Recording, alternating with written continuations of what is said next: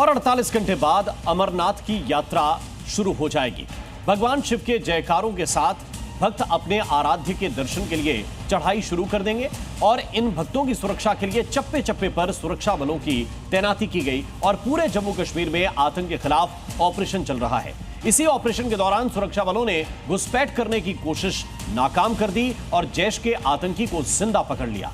सुरक्षा बलों ने यह साफ कर दिया है कि घाटी में बहाल शांति को भंग करने की अगर किसी ने भी कोशिश की तो उसका गोली से हिसाब किया जाएगा। अमरनाथ यात्रा से पहले पाकिस्तानी साजिश एक्सपोज।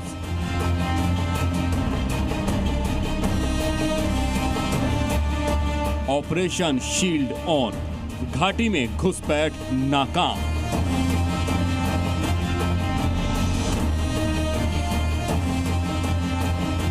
तबाह होगा लश्कर-ए-जैश, सुरक्षा बल का हाई जोश।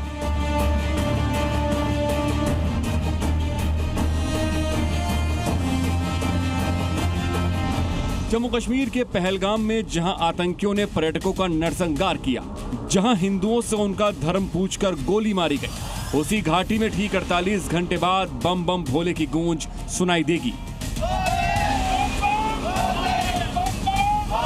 और इस बार ये नारा कुछ ज्यादा ही बुलंद होगा।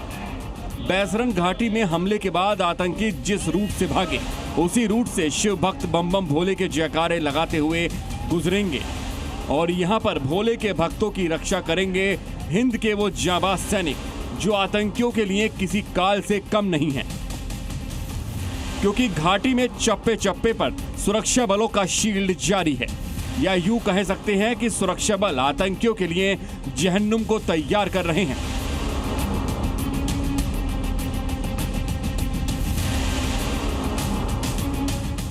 अड़तीस दिन तक चलने वाली यात्रा के लिए हिंद के जाबाज वीरों का सुरक्षा पहरा लगा है।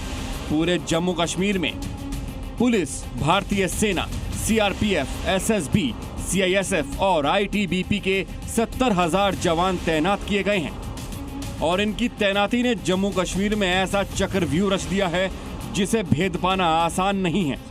इसके साथ ही नेशनल सिक्योरिटी ग्रिड यानी एनएसजी और स्पेशल ऑपरेशन ग्रुप एसओजी को अलर्ट पर रखा गया है, जो एक अलर्ट पर पलक झपकते ही आतंकियों और उनके मंसूबों को नेस्तनाबूद कर देंगे।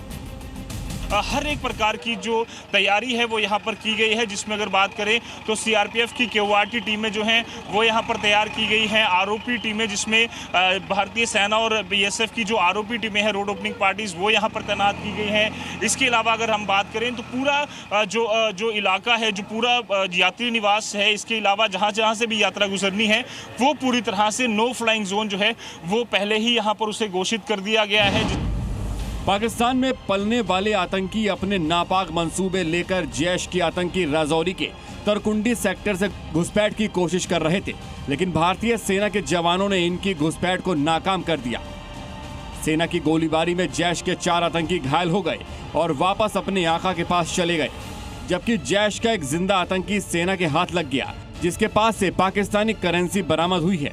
पकड़े गए आतंकी अरिब अहमद पाकिस्तान के कोटली का रहने वाला है और इसने पूछताछ में बताया कि भारी मात्रा में गोला बारूद लेकर जैश के आतंकी भारत में दाखिल होना चाहते थे, लेकिन उससे पहले ही भारतीय सेना ने बता दिया कि अगर सरहद पार करने की गलती की तो सीधा गोलियों से हिसाब होगा।